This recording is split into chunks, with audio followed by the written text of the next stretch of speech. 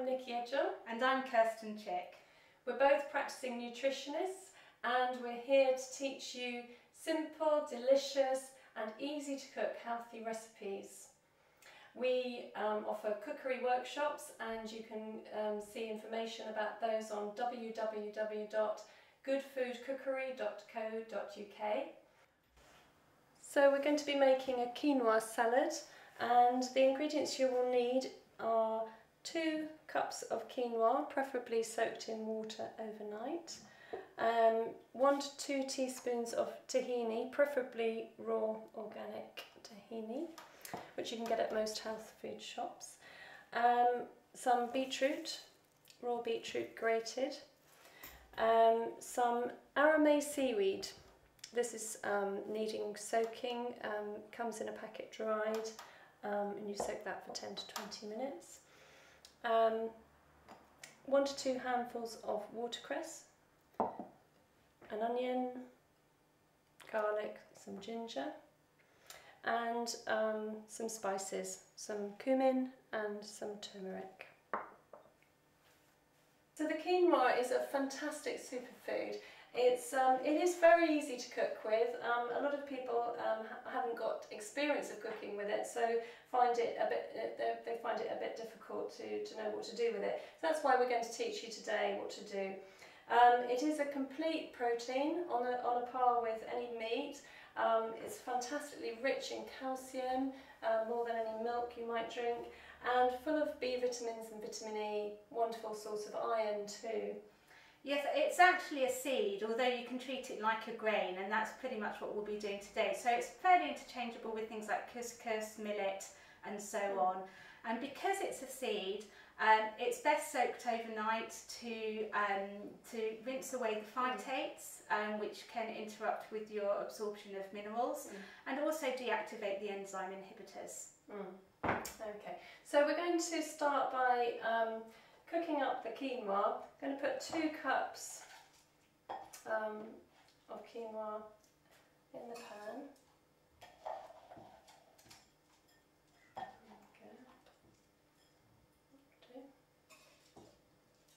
Okay, and we're just going to cover the quinoa with some water.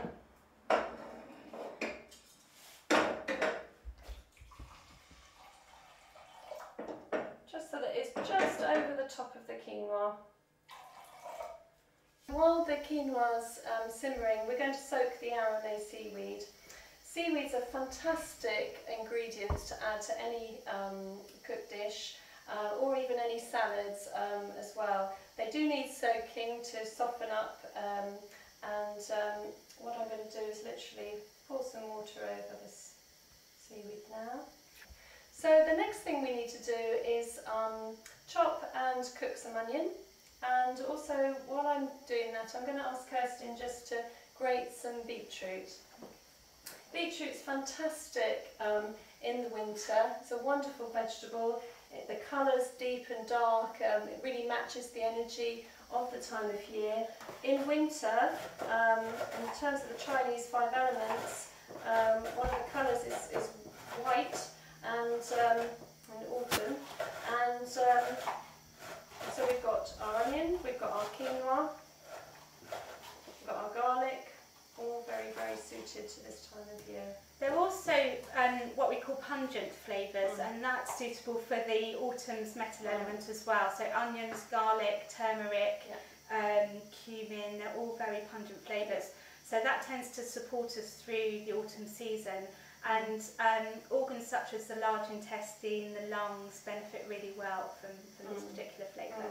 So it's fantastic for boosting the immune system and really keeping the hydration and keeping things moving in the body so that we don't succumb to too many colds and coughs and too much mucus being held in the body.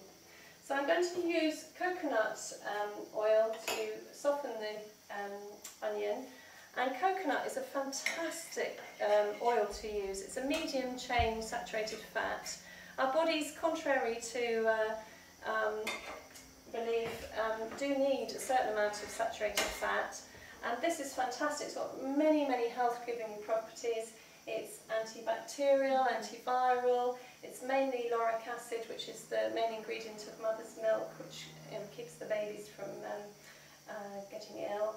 And it really transports the essential fatty acids to the cell membrane where they need to be. So we're just going to melt the oil. The oil's solid at room temperature and then becomes a liquid when heated.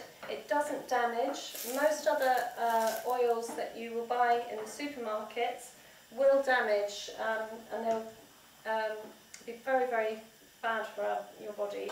So really we do recommend only using coconut oil or butter ghee for cooking. Olive oil is fantastic, wonderful properties, but not for cooking, contrary to popular belief. Great for drizzling on after. I'm going to chop some garlic. Depending on the size of your cloves, probably one is enough. We also want 2 to 3 centimetres of ginger. So we're just going to finely chop both the ginger and the garlic. Ginger really supports the kidneys, fantastic food for this time of year, when your energy needs a bit of a boost. Now can you see inside of this garlic, there's a little green shoot here that I'm just going to remove like that. It comes out very easily. And the reason we do that is because it tastes quite bitter and it's also what's responsible for giving you bad breath after garlic. So it's simple to just take it out and chop the garlic without it. So we're going to add the ginger.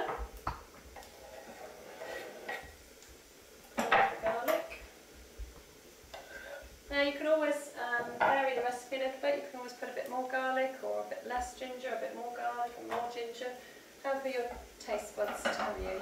I've added the garlic and ginger. Now I'm going to add the spices. This is cumin. I'm probably going to put about a teaspoon.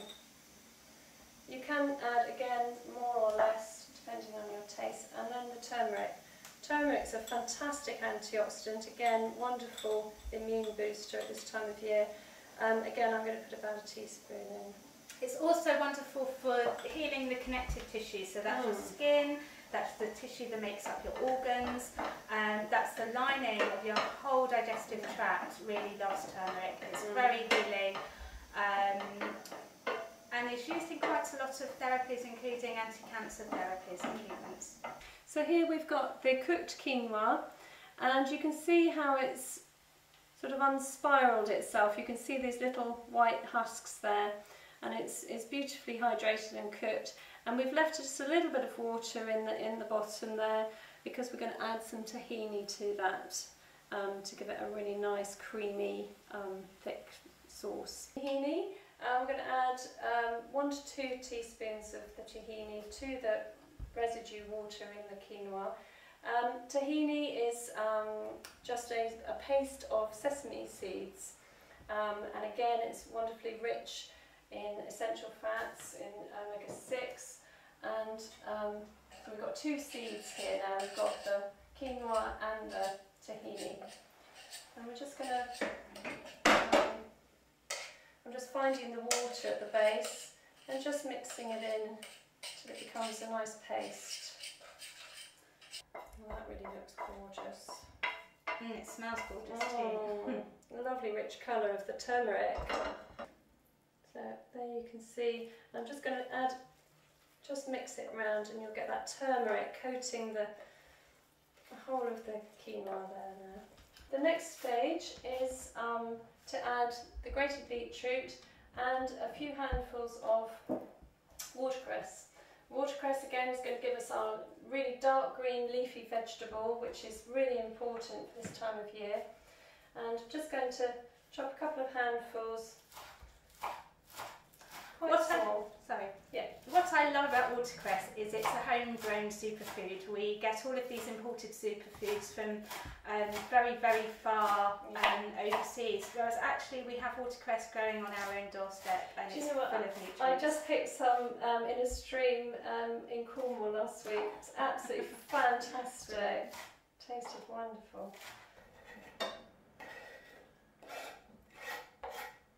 And it will just slightly wilt because of the heat of the quinoa. And you might think salad, oh, that's a bit of a strange description because we've got this hot dish, but I guess it's a winter salad. Yes, or you could equally wait until the quinoa's cooled down and then add the other ingredients. Yeah. It's delicious hot or cold. Yeah.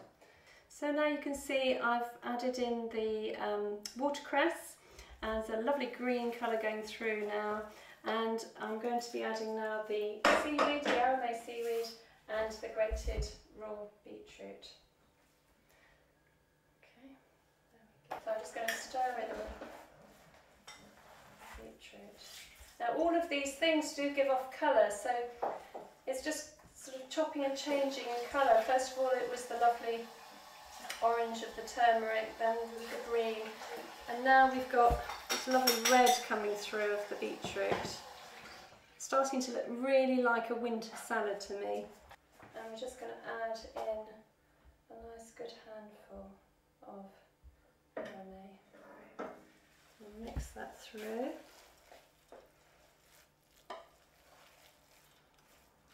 Lovely. It smells absolutely gorgeous and looks really lovely too. This is wonderful on its own. It is a complete meal, but you might want to have it with some more leaves, some more watercress, or just on its own. It's lovely, really gorgeous. It's also delicious as a bed for maybe some grilled fish. Yeah. If you eat meat, some chicken.